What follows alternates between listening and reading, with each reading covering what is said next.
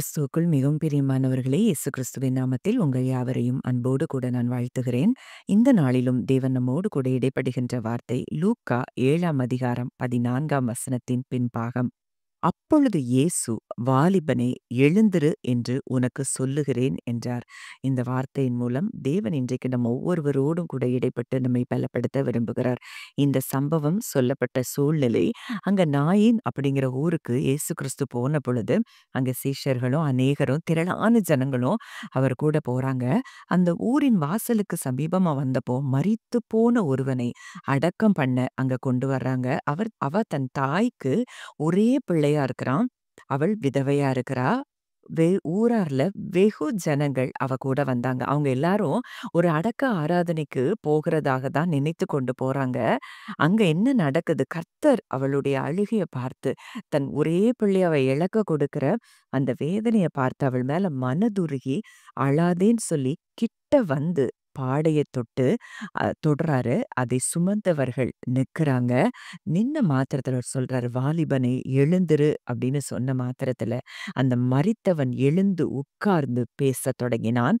அவனை அவன் தாயினிடத்தில் ஒப்புக் கொடுத்தார் அப்படின்னு சொல்லி பார்க்கிறோம். இன்னைக்கு ஒருவேளை நம்ம யோசித்து பார்த்தோம்னா, அவனுடைய சரீரம் முழுவதும் செத்து போயிடுச்சு. அவனுடைய மூளை செத்துருச்சு. அவனுடைய அவயவங்கள் அனைத்தும் மரித்து போயிருச்சு. ரத்த ஓட்டம் நின்றுச்சு. எல்லாமே நின்று போச்சு. ஆனா, தேவன் அந்த வாலிபன பார்த்து தான் பேசுறாரு. "வாலிபனே, எழுந்திரு." அப்போ இன்றைக்கு எந்த பகுதிய பார்த்து இயேசு பேசுகிறார் அப்படின்னு சொன்னோம்னா, அவனுடைய அ ஆத் சாத் சரீரம் தான் மரித்து போயிருக்கே தவிர, அவனுடைய ஆவி மரித்து போகல. அந்த ஆவிக்கு அவர் கட்டளை கொடுக்கிறார். அப்போ இன்றைக்கும் அவர்தான் உயிர்த்தெழுதலும் ஜீவனுமாய் இருக்கிறார் அப்படின்னா, அவர் சொன்ன ஒவ்வொரு வார்த்தையும் வல்லமை நிறைந்த வார்த்தையா இருக்கும்னா, அங்க எழுந்திருன்னு சொன்ன மாத்திரத்துல, அந்த ஆவி அவனுக்குள்ள கடந்து சென்று அங்க ஜீவன் வருகிறத நம்ம பார்க்கிறோம். இந்த சம்பவத்துல 3 காரியங்கள் அங்க நடக்கிறத பார்க்கிறோம். அங்க இயேசுவினுடைய மனதுருக்கம். அங்க அவர் அந்த தாயினுடைய கண்ணீர பார்க்கிறார். ஒரே பிள்ளைய இழக்க கொடுத்த அந்த தாயினுடைய ஆழ்ந்த அந்த துக்கத்த அவர் பார்த்து, அங்கே அந்த தாய்க்காக மனம் இறங்குறத பார்க்கிறோம். இன்னொரு காரியம் என்ன அப்டின்னா, அந்த நாட்கள்ல நியாயப்பிரமாணத்தின்படி செத்துப்போன அந்த பிரேதத்தையோ, அதை சார்ந்திருக்கிற காரியங்கள் எல்லாமே அது எப்படி இருக்குமா? தீட்டுப்பட்டதா இருக்குமா? என்னாகமம் 19ல நீங்க வாசித்து பார்த்தீங்கன்னா, அந்த காரியங்கள் சொல்லப்பட்டிருக்கு. ஒரு மனிதன் செத்துப்போனான் அப்படின்னா, அவன் வீட்ல உள்ள அத்தனை பொருட்களும் கூட தீட்டுப்பட்டதா இருக்கும்னு சொல்லி அங்க சொல்லப்பட்டிருக்கு. ஆனா, இன்றைக்கு இயேசு அதை எதையும் பார்க்கல. நான் தொடுவேன். நான் அந்த பிள்ளைய சுகமாக்குவேன். உயிரோட எழும்ப பண்ணுவேன். அந்த தாய்க்கு நான் அந்த பிள்ளைய கொடுக்கணுங்கிறது மாத்திரம் தான் அவர் இருதயத்துல இருந்த காரியமா இருந்தத நம்ம பார்க்கிறோம். அங்க அடுத்ததா அவர் ஒரு கமாண்ட் பண்றாரு. அங்க என்ன சொல்றாரு? "வாலிபனே, எழுந்திரு." அப்போ இது அவருக்கு உள்ள ஒரு டிவைன் அத்தாரிட்டி. அந்த அதிகாரத்த இது சொல்லுகிறத பார்க்கிறோம். அப்போ அவர் வார்த்தைக்கு மாத்திரம் தான் மரணத்தை மேற்கொள்ளக்கூடிய வல்லமை இருக்குதுங்கிறத இந்த காரியத்தின் மூலம் அறிந்து கொள்ளலாம். அப்போ இன்றைக்கு ஒருவேளை நீங்க பலவீனப்பட்டு, வியாதிப்பட்டு, சோர்ந்து போய் இருக்கிறீங்களா? இன்றைக்கு அவருடைய ஆவியாயும், ஜீவனாயும் இருக்கிற வார்த்தைய உங்க ஆவியில நீங்க பேச ஆரம்பிங்க. அந்த ஆவி உயிர்ப்பித்து உங்க சரீரத்தின் அவயவங்கள் எல்லாம் உயிர்ப்பிக்கப்பட்டு, சரீரத்தில காணப்படுகிற அத்தனை பலவீனங்களும் அது மறைந்து போய் ஒரு புது சரீரமாய் உங்கள் சரீரம் மாறுகிறத நீங்க நிச்சயம் பார்ப்பீங்க. இதே மாதிரி தான் அடுத்து ஒரு சம்பவம் நம்ம பார்க்கிறோம். அங்க லாசருவை உயிரோடு எழுப்பக்கூடிய ஒரு சம்பவம். அப்போ அங்க யோவான் 11:43ல அங்க அ நம்ம பார்க்கிறோம், "லாசருவே, வெளிய வா" அப்படின்னு சொல்லி அங்க தேவன் சொல்றாரு.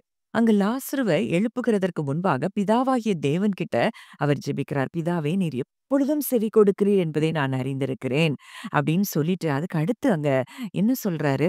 அதற்கு முன்பதாகவே மார்த்தாள் கிட்ட, "நானே உயிர்த்தெழுதலும் ஜீவனுமாய் இருக்கிறேன். என்னை விசுவாசிக்கிறவன் மரித்தாலும் பிழைப்பான்" அப்படின்னு அந்த வார்த்தையெல்லாம் சொல்றாரு. ஆனா கூட மார்த்தாளுக்கு அங்க நம்பிக்கை வரல. "ஐயோ! இயேசுவே, இந்த கல்ல புரட்ட சொல்றீங்களே, மரித்து 4 நாள் ஆயிற்றே" அப்படின்லாம் சொல்றா. ஆனா கூட அவருடைய வல்லமை நிறைந்த வார்த்தை அங்க லாசருவை எழுப்புனத பார்க்கிறோம். அவர் அங்க போயி அந்த கல்லறைய தொடவோ, எந்த விதமான மத சடங்காச்சாரங்கள் எதையும் செய்யவோ இல்ல. அவருடைய வார்த்தை, அவருடைய குரல் அன்னைக்கு 4 நாள் ஆகி போயி, அங்க நாற்றமெடுக்க தொடங்கின ஒரு சரீரம் அங்கே அவருடைய வார்த்தையினால் உயிர்ப்பிக்கப்பட்டத பார்க்கிறோம். எல்லாம் அழுகி போய் நாற்றம் பிடிக்க ஆரம்பித்த எலும்புகள் எல்லாமே என்ன செய்ய ஆரம்பிச்சிருச்சு, அந்த சதை, தோல் எல்லாம் மக்கிப்போன சூழ்நிலையில தான் அங்க என்ன செய்றாரு, இயேசு கிறிஸ்து அங்க லாசருவே வெளிய வான்னு சொல்றாரு. அந்த வெளிய வாங்கிற வார்த்தை அவனுடைய ஆவியில கேட்ட மாத்திரத்துல அவனுடைய சரீரம் அங்கே உயிர்ப்பிக்கப்பட்டு அங்கே வெளிய வருகிறத நம்ம பார்க்கிறோம். அப்போ இது அவருடைய தெய்வீக தன்மையும், அவருடைய பெர்சனல் பவரையும் இது சொல்றத பார்க்கிறோம். அப்போ இயேசுவுக்கு ஒரு அதாவது அதிகாரம் இருந்தது. என்ன அதிகாரம்னா, ஸ்பிரிச்சுவலா ஸ்பிரிச்சுவல் காரியங்கள மேற்கொள்ளக்கூடிய அதிகாரமும், சரீர பிரகாரமாக அங்க மரணத்தை மேற்கொள்ளக்கூடிய அதிகாரமும் அங்கே இயேசு கிறிஸ்துவுக்கு இருந்தத பார்க்கிறோம்.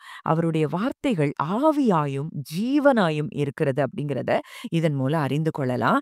அவர் மேலும் அதுல இன்னொன்னு ஒரு காரியம், விசேஷமான ஒரு காரியம், அவர் வெளிய வான்னு கூப்பிடல. ஒருவேளை வெளிய வான்னு கூப்பிட்டிருந்தா, கல்லறைகள்ல இருக்கிற அத்தனை பிரேதங்களும் உயிரோட எழும்பியிருக்கும். அதனால தான் அவர் பெர்சனலா அங்க என்ன சொல்றாரு, "லாசருவே வெளிய வா." அப்போ வெளிய வான்னு சொன்ன மாத்திரத்துல அத்தன ஸ்பிரிட்டும் அங்க உள்ள போய் அங்க வெளிய வந்திருக்கும். ஆனா இன்றைக்கு அந்த இடத்துல அவர் என்ன அந்த அன்றைக்கு என்ன சொல்றாரு, லாசருவேன்னு பர்சனலா பாயிண்ட் அவுட் பண்ணி கூப்பிட்டு லாசருவ மாத்திரம் அங்க எழுப்புகிறத நம்ம பார்க்கிறோம். அப்போ இந்த தேவனை நம்ம ஆராதித்துக் கொண்டிருக்கிறோம். உயிர்த்தெழுதலும் ஜீவனுமாய் இருக்கிறவர் இன்றைக்கு நமக்குள்ளே இருக்கிறார். அதாவது ரோமர் 8:11 பார்க்கிறோம். கிறிஸ்துவை மரித்தோர்ந்து எழுப்பினவருடைய ஆவி இன்றைக்கு நம்முடைய சரீரத்தில் வாசம் செய்கிறது. அப்படின்னா எவ்வளோ தூரம் நம்ம சரீரமும், சரீரத்தின் அவயவங்களும் உயிர்ப்பிக்கப்பட வேண்டும் என்பது உண்மையா இருக்கிறது, சத்தியமா இருக்கிறது, நிஜமா இருக்கிறது அப்படிங்கிறத நீங்க அறிந்து கொள்ளலாம். ஒருவேளை அந்த பலவீனப்பட்ட ஒரு சரீரத்துல நீங்க இன்றைக்கு கஷ்டப்பட்டு கொண்டிருக்கலாம். நீங்க வார்த்தையாய், ஆவியாயும், ஜீவனுமாயும் இருக்கிற அந்த வார்த்தைய உங்க சரீரத்துக்குள்ள அனுப்புங்க. நான் அவருடைய தழும்புகளால் குணமானேன். கழுகுக்கு சமானமாய் திரும்ப என் வயது வால வயது போல் ஆகிறது என்று சொல்லி உங்க ஸ்பிரிட்ல நீங்க பேச ஆரம்பிங்க. உங்க சரீரங்கள் அத்தனையும் சுகமடைகிறதும், உயிர்ப்பிக்கப்படுகிறதையும், மரித்துப்போன சரீரத்தின் அவயவங்கள் உயிர்ப்பிக்கப்படுகிறதையும் நீங்கள் காண்பீர்கள். இத சொல்லும்போது எனக்கு ஒரு காரியம் நினைவுக்கு வருது. அன்றைக்கு சாராளுடைய கர்ப்பம் செத்துப்போன நிலைமையில, ஆபிரகாமுடைய சரீரம் செத்துப்போன நிலைமையில அவர் ஒரு வார்த்தைய கொடுத்தார்னா, அதை உயிர்ப்பிக்க வைக்கக்கூடிய வல்லமையும் அவருக்கு இருந்து அங்கே ஈசாக்கை பெற்றதை பார்க்கிறோம். அப்போ இன்றைக்கும் அதே வல்லமை இன்றைக்கு நமக்குள்ளே இருக்குமானால், இருக்கிறதை நீங்கள் விசுவாசிப்பீர்களானால், உங்கள் சரீரம் உயிர்ப்பிக்கப்படுகிறதை நீங்கள் நிச்சயம் காண்பீர்கள். ஜெபிக்கலாம். நல்ல தகப்பனே, நன்றியோடு உம்மை துதிக்கிறோம், ஸ்தோத்தரிக்கிறோம் அப்பா. இந்த அருமையான நாளிலும் எங்களோடு கூட இடைப்பட்ட உம்முடைய வார்த்தைக்காக நன்றி செலுத்துகிறோம் தகப்பனே. அப்பா, இதை கேட்கிற ஒவ்வொருவருடைய வாழ்க்கையிலும் கர்த்தாவே, என்னென்ன பகுதிகள் மரித்து போய் கிடக்கிறதோ, அந்த பகுதிகளுக்கு நான் பேசுகிறேன். இயேசு கிறிஸ்துவின் நாமத்தினாலே அந்த பகுதிகள் எல்லாம் உயிரோடு எழும்பட்டும். உயிர்ப்பிக்கப்படுவதாக. புது சிருஷ்டியாய், புது உறுப்புகளாய் அந்த உறுப்புகள் மாறுவதாக என்று சொல்லி நான் கட்டளை கொடுக்கிறேன் அப்பா. ஆவியில அப்பா அந்த வார்த்தையை ரிசீவ் பண்ண அத்தனை பேருடைய சரீரத்தின் அவயவங்களும் உயிர்ப்பிக்கப்படுகிறதற்காய் நன்றி செலுத்துகிறோம். பெரிதான அற்புதங்களை கர்த்தர் காண செய்த தயவுக்காய் நன்றி செலுத்துகிறோம். இயேசுவின் மூலம் கேட்கிறோம் ஜீவனுள்ள நல்ல பிதாவே. ஆமேன்.